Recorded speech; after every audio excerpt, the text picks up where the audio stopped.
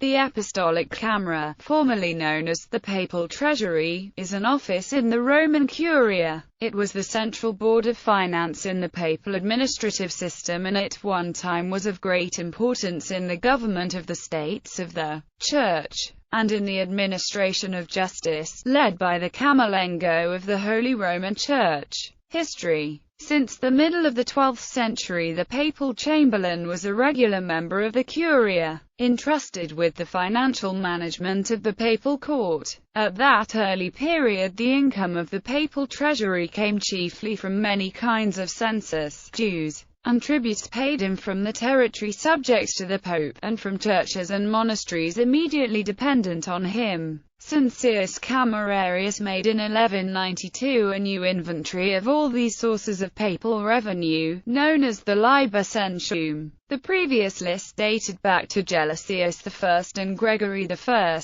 and was based on lists of the incomes accruing from the patrimonies, or landed property of the Roman Church. In the 13th century the Apostolic Camera entered on a new phase of development. The collection of the Crusade taxes, regularly assessed after the time of Innocent III, imposed new duties on the papal treasury, to which were committed both the collection and distribution of these assessments. Moreover, during the course of this century the system of payment in kind was transformed into the monetary system, a process considerably influenced by the administration of the papal finances. The servitia communia of bishops and abbots were regulated at fixed sums. The income regularly yielded by them to the curia is by no means small. To these were to be added the annates, taken in the narrower sense, especially the great universal reservations made since the time of Clement V and John XXII, the extraordinary subsidies, moreover, levied since the end of the 13th century, the census, and other assessments. The duties of the Apostolic Camera were thus constantly enlarged. For the collection of all these monies it employed henceforth a great number of agents known as collectores.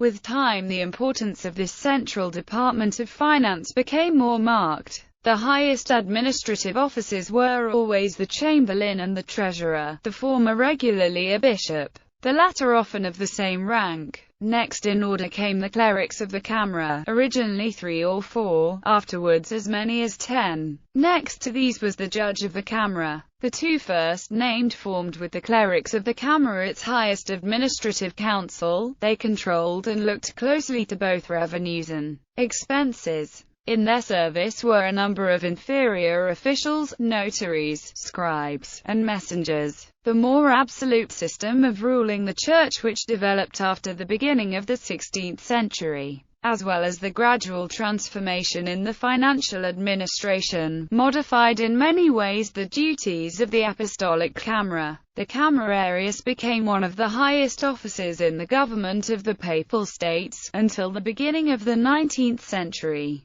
when new methods of administration called for other officials. In 1870 what remained of the Papal States was annexed to the Kingdom of Italy and ceased to exist, replaced by the diminutive Vatican City. The Apostolic Camera ceased almost entirely to exercise any practical influence on the papal administration, and the income of the papal treasury since chiefly derived from Peter's pence and other donations contributed by the faithful. The Camera lost its practical importance as a board of finance, for the revenue known as Peter's pence is managed by a special commission. The officials who since constituted the Camera, the Cardinal Camerlengo, the Vice Camerlengo, the Auditor, the General Treasurer and 7 cameral clerics, hold in reality quasi-honorary offices. The Cardinal Camerlengo enters upon his chief duties on the occasion of a vacancy in the Holy See, during which time he is invested with a portion of the papal authority. The Vice Camerlengo, one of the highest prelates of the Roman Curia, was until 1870 governor of Rome, and was charged with the maintenance of peace and order in the city. During a vacancy in the papal see he is even yet first in authority after the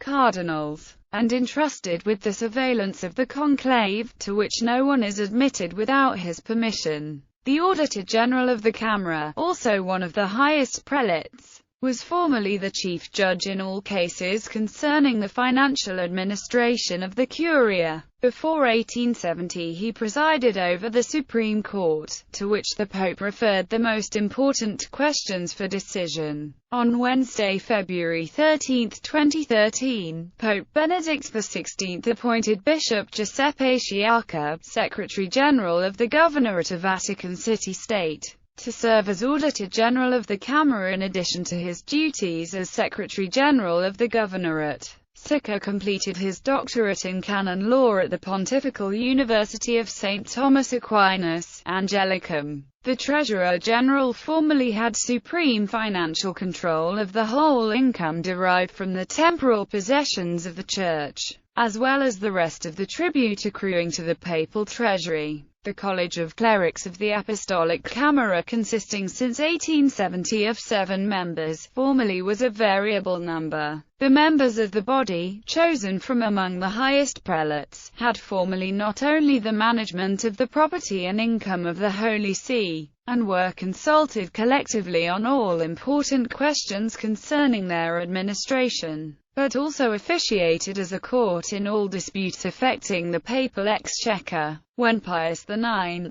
after the installation of the various ministries, divided among them the administrative duties, he assigned to each cleric of the Camera the presidency of a section of the Department of Finance. 4 of them, moreover, were members of the commission appointed to examine the accounts of the Camera, entitled to special places whenever the Pope appears in public on solemn occasions, in the papal processions, and in public consistories. At the death of the pontiff they take possession of the apostolic palaces, attend to the taking of the inventories, and manage the internal or domestic administration during the vacancy. In the conclave they had charge of all that pertains to the table of the cardinals. Apart from this, the clerics of the Camera are usually professors and canons, with regular ecclesiastical appointments. The Apostolic Camera must be distinguished from the Treasury or Camera of the College of Cardinals, presided over by the Cardinal Camerlengo.